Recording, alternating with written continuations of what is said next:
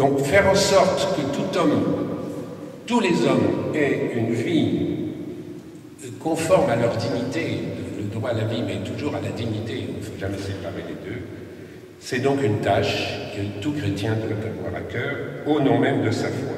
Or, cette tâche, qui relève de la politique, l'Église la présente comme une exigence de la charité. Alors, peut-être que vous êtes un peu étonné de voir arriver ce mot de charité ici. Eh bien, ça demande une petite réflexion justement sur les dimensions de la charité, parce que si on s'étonne de voir arriver la charité tout de suite dès qu'on se met à parler de politique, c'est qu'on reste enfermé dans une vision étroite de la charité, qui serait réduite aux relations entre les personnes. Tout fidèle du Christ connaît le fameux passage de l'Évangile de Matthieu, chapitre 25, sur le jugement dernier, donc, où il nous est dit que chacun sera jugé sur son attitude envers celui qui a faim et soif, celui qui est nu, malade, en prison, étranger, etc. Donc, c'est très clair. Je ne sais pas que c'est facile à faire, mais on sait au moins qu'au nom de l'Évangile, nous sommes invités à nourrir l'affamé, accueillir l'étranger, visiter le malade ou le prisonnier.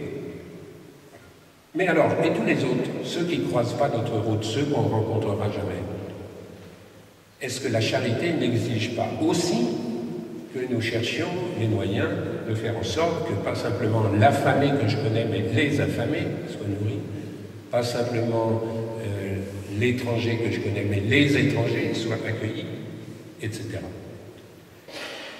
Répondre à cette question, c'est toucher à ce qu'on appelle la dimension politique de la charité. Celui ou celle qui fait voter des lois qui assurent à chacun un logement, qui facilite l'accès au logement, ou l'accès aux services de santé, eh bien c'est un service du prochain. C'est une manière de reconnaître Jésus en chaque homme. C'est ça la dimension collective de la charité, sur laquelle tout le discours social de l'Église attire notre attention. Quand la politique vise à organiser la société de telle sorte qu'il y ait moins de gens à souffrir de la faim, de la solitude, de la violence, elle est à ce moment-là le champ de la plus vaste charité, la charité politique. C'est une formule du pape Pie XI en 1927.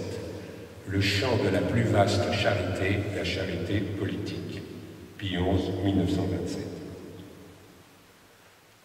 En 1972, dans un texte assez célèbre, enfin à l'époque en tout cas, les évêques de France disaient, un texte sur lequel je reviendrai tout à l'heure parce qu'il est très important dans la réflexion politique des chrétiens, avait cette formule: l'action politique a un fantastique enjeu, tendre vers une société dans laquelle chaque être humain reconnaîtrait en n'importe quel autre être humain son frère et le traiterait comme tel. Vous voyez que le thème du frère, on profite pour dire que la réflexion sur la fraternité est en train de monter beaucoup dans la société. C'est très frappant de voir le retour de ce thème.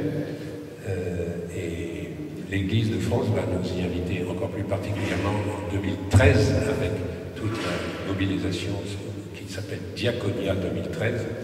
Et au CERAS, on prépare une session « Oser la fraternité » pour se préparer. Eh bien, le thème du frère, ça renvoie au thème, un thème peu politique, normalement.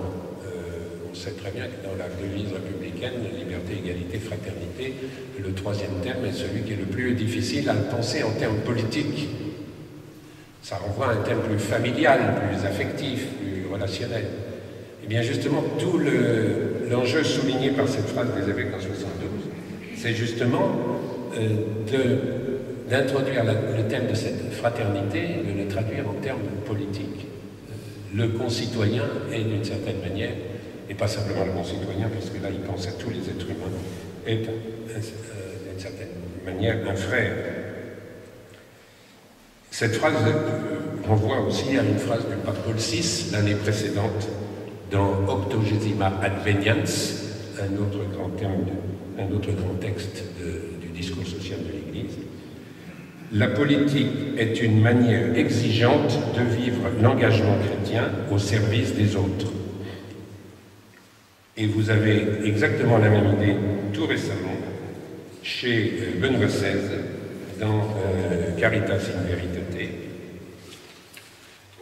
bon, où il dit, oui, je résume parce que c'est un texte que j'ai eu souvent l'occasion de commenter, il résume justement, je résume en disant qu'il insiste sur le fait que la dimension de la charité, enfin il n'emploie pas le mot charité, mais il emploie le terme des macro-relations et des micro-relations. L'enjeu de la vocation chrétienne ne se joue pas uniquement dans les micro-relations, celles qu'on a avec son entourage, mais aussi dans les macro-relations, c'est-à-dire celles qu'on a au niveau d'une société, voire de la planète.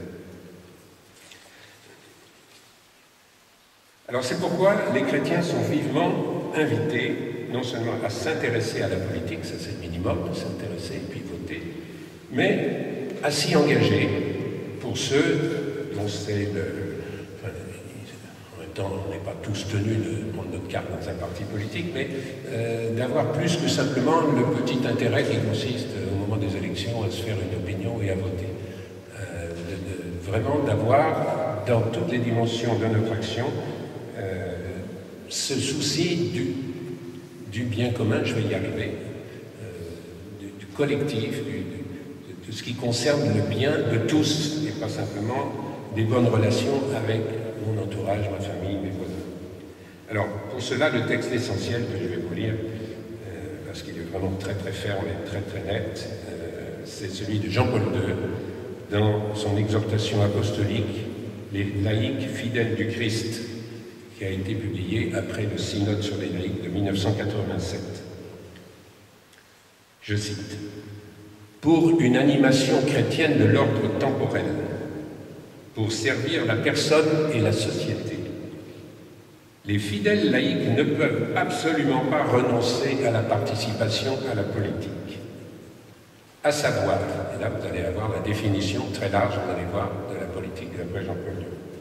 L'action multiforme, économique, sociale, législative, administrative, culturelle, qui a pour but de promouvoir le bien commun.